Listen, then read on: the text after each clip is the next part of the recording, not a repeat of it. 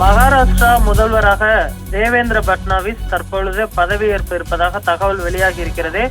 மகாராஷ்டிராவில் தற்பொழுது பாஜகவின் மையக்குழு கூட்டமானது நடைபெற்றது. இதில் பாஜக எம்எல்ஏக்கள் ஒருங்கிணைந்து இந்த முடிவினை தற்பொழுது எடுத்திருக்கிறார்கள். இதில் பாஜகவின் சட்டமன்ற குழு தலைவராகவும் முதல்வராகவும் தற்பொழுது தேவேந்திர பட்னாவிஸ் அவர்கள் தற்பொழுது தேர்ந்தெடுக்கப்பட்டிருக்கிறார். இவர் நாளை மாலை 5 மணிக்கு நடைபெறக்கூடிய அந்த பதவியேற்பு நிகழ்வில் அதிகாரப்பூர்வ முதல்வராக பதவியேற்றுக் கொள்கிறார். துணை முதல்வராக பார்த்தோமெனால் ஏக்நாத் சிண்டேவும் அஜித் பவார் உள்ளிட்ட இருவரும் பதவியேற்பார்கள் என தற்பொழுது தகவலானது வெளியாகி இருக்கிறது. மகாராஷ்டிராவில் பாஜக தலைமையிலான மகாயுதி கூட்டணி மாபெரும் வெற்றி பெற்றது. ஆனால் புதிய அரசில் பதவியேற்பதில் தொடர்ந்து சிக்கலானது நீடித்து வந்தது. தொடர்ந்து மகாராஷ்டிராவின் புதிய முதல்வராக யார் என்பதில் சஸ்பென்ஸ் நீடித்து வந்த நிலையில் இந்த இழுபறி தற்பொழுது முடிவுக்கு வந்திருக்கிறது. பாஜகவின் பொறுப்பாளர்களாக நிதியமைச்சர் நிர்மலா சீதாராமன், அதே போன்று குஜராத் முதல்வர் விஜய் ரூபானி உள்ளிட்ட இருவரும் மகாராஷ்டிராவில் மும்பை மாநகரத்திற்கு சென்று தற்பொழுது இந்த பிரச்சனையை முடிவுக்கு கொண்டு வந்திருக்கின்றனர்.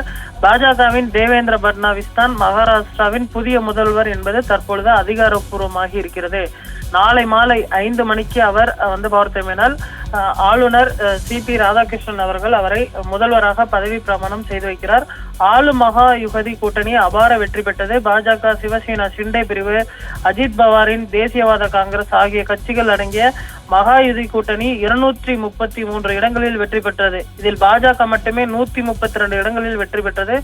தேர்தல் முடிவுகள் வெளியானது கூட அங்கு அரசு பதவியேற்பதில் தொடர்ந்து சிக்கல் நீடித்தது. ஏனென்று சொன்னால் ஏக்நாத் சிண்டே மீண்டும் முதல்வராக வேண்டும் என்ற விருப்பத்தை தெரிவித்திருந்தார். இது தொடர்பான ஒரு சிக்கலால் யார் முதல்வராக பதவியேற்பார்கள் என்ற ஒரு குழப்பம் நீடித்து வந்தது.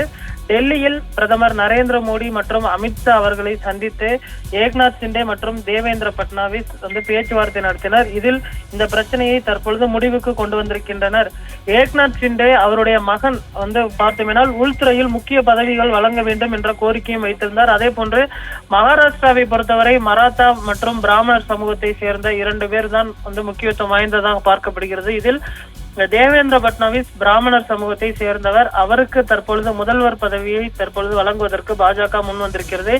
ஏற்கனவே பார்த்தோம்னால் மகாராஷ்டிராவில் முதல்வராக பதவி வைத்தவர், போதிய அனுபவம் இருக்கிறது. பாஜக அறுதி பெரும்பான்மை, அதாவது 132 இடங்களில் வெற்றி பெற்றிருக்கிறது. இதனால் ஒரு பெரிய கட்சி என்ற அடிப்படையில் பாஜகவை முதல்வர் பதவியை தக்க வைப்பதற்கான அந்த முயற்சியை மேற்கொண்டது. இந்த அடிப்படையில் தான் தற்பொழுது தேவேந்திர பட்னாவிஸ் அவர்கள் முதல்வராக பதவியேற்பு இருப்பது குறிப்பிடத்தக்கது. நாளை 5ஆம் தேதி மகாராஷ்டிராவில் புதிய ஆட்சி அமைக்கப்பட இருக்கிறது. இதில் எந்தெந்த கூட்டணிக்கு எத்தனை அமைச்சர் பதவிகள் தர இருப்பது என்பது குறித்த விவரம் இன்று மாலை வெளியாகும் என எதிர்பார்க்கப்படுகிறது.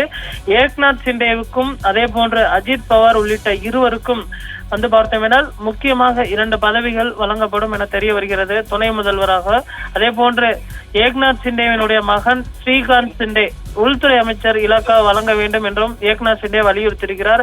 இதனால் பாஜக சிவசேனையோட அந்த மோதலானது நீடித்து வந்தது. இந்நிலையில் பாஜகவின் சட்டப்பேரவை குழு கூட்டம் தற்பொழுது நடைபெற்று அதில் தேவேந்திர பட்னாவிஸ் அதிகாரப்பூர்வமாக தேர்ந்தெடுக்கப்பட்டிருக்கிறார். மராத்தா ஜாதியினர் இல்லாமல் தேவேந்திர பட்னாவிஸ் உள்ளிட்ட 2 பிராமணர்கள் தான் முதல்வராக இருந்திருக்கிறார்கள். தேவேந்திர பட்னாவிஸ் முன்னர் முதல்வராக இருந்தபோது மராத்தா ஜாதி லாபி அவருக்கு கடுமையான நெருக்கடிகளை கொடுத்தது. தற்போதைய தேர்தல் முடிவுகள் வெளியாகி பாஜக வெற்றி பெற்ற போதும் தேவேந்திர பட்னாவிஸ் தான் முதல்வர் என்பது பாஜகவின் எதிர்பார்ப்பாக இருந்தது. ஆனால் மராத்தா லாபி மீண்டும் தலை தூக்கி தேவேந்திர பட்னாவிஸ்க்கு எதிர்ப்பு தெரிவித்தது. இந்த தடைகளை எல்லாம் உடைத்து மீண்டும் மகாராஷ்டிராவின் முதல்வராக தேவேந்திர பட்னாவிஸ் தேர்ந்தெடுத்திருக்கிறார். நாளை அவர் அதிகாரப்பூர்வ முதல்வர் ஆகிறார்.